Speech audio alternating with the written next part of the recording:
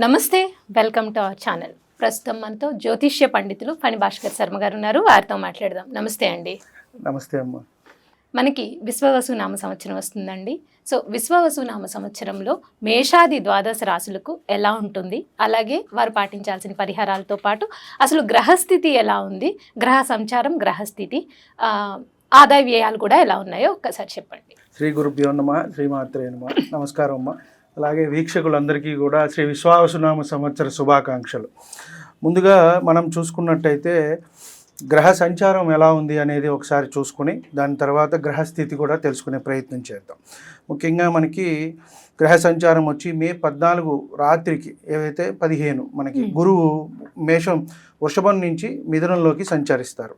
అలాగే మనకి శని భగవానుడు వచ్చి రేపు మార్చి 30వ తారీఖు కుంభం నుంచి మీనంలోకి సంచారం జరుగుతుంది.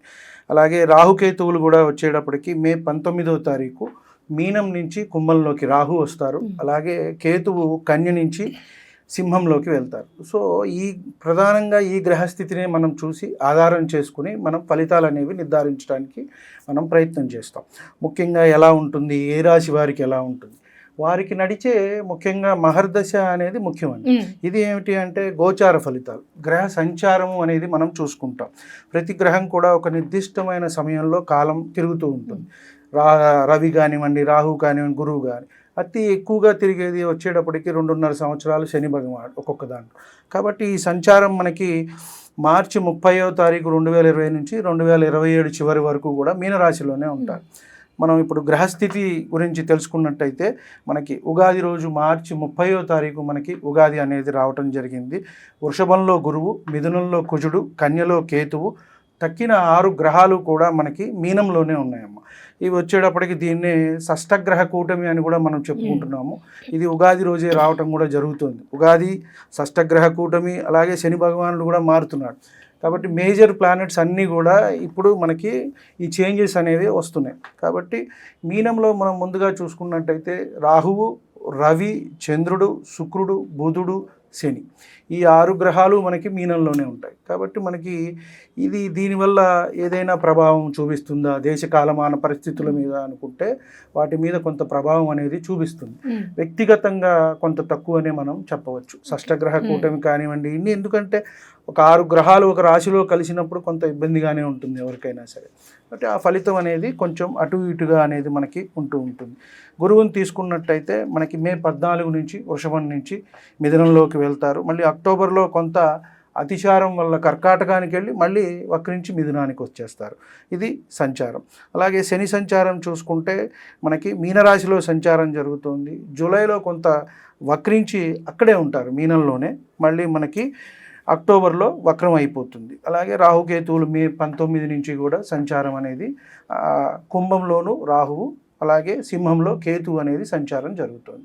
ముఖ్యంగా ఈ గ్రహస్థితి అలాగే గ్రహ సంచారాన్ని బట్టే మనము వచ్చే ద్వాదశ రాశులకి కూడా మన ఫలితం అనేది చెప్పడానికి అవకాశం ఉంది. సార్, శ్రీ విశ్వావసు నామ సంవత్సరంలో మేషాది ద్వాదశ రాశి ఫలితాల్లో భాగంగా కుంభరాశి వారికి ఎలా ఉంది, అలాగే వారి ఆదాయ వ్యయాలతో పాటు సంవత్సర ఫలితాల గురించి చెప్పండి. నమస్కారం. ముందుగా కుంభరాశి వారికి శ్రీ విశ్వావసునామ సంవత్సర ఉగాది శుభాకాంక్షలు.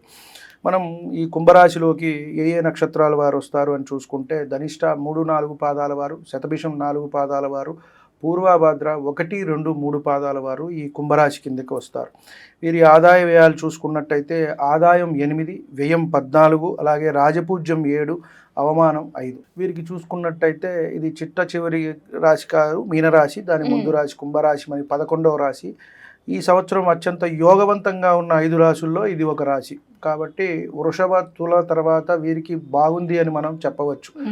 జన్మంలో నుంచి శని మీనానికి వెళ్తున్నారు కాబట్టి వీరు ఊపిరి పీల్చుకుంటారు. గత 5 సంవత్సరాలుగా పడిన ఇబ్బందులు, చికాకులు, మానసిక సంఘర్షణలు, వారి జీవితంలో వారు పడని కష్టం అంటూ లేదు, అన్నీ కూడా కొంత ఊపిరి పీల్చుకుంటారు, కొంత తగ్గుతాయి అని మనం చెప్పవచ్చు. పూర్తిగా అంటే శని మేషంలోకి వెళ్ళినప్పుడే వీరికి ఏలినాటి శని పూర్తవుతుంది.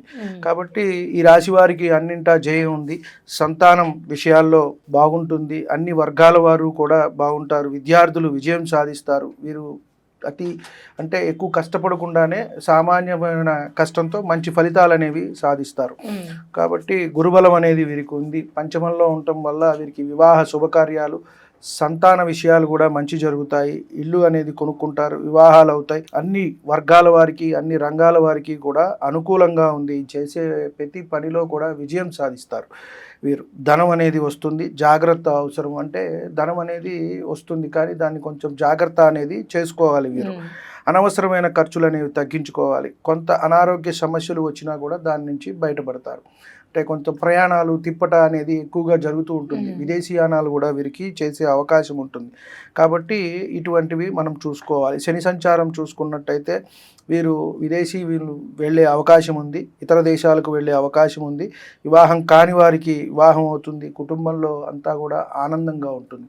అంటే సంతానం లేని వారికి సంతానం కూడా కలిగే అవకాశం ఉంది. కొంత ఆచి తూచి మాట్లాడాల్సిన అవకాశం అయితే ఉంది. వీరికి కొంత గొంతు సమస్యలు వచ్చే అవకాశం అనేది మనకి సూచిస్తోంది.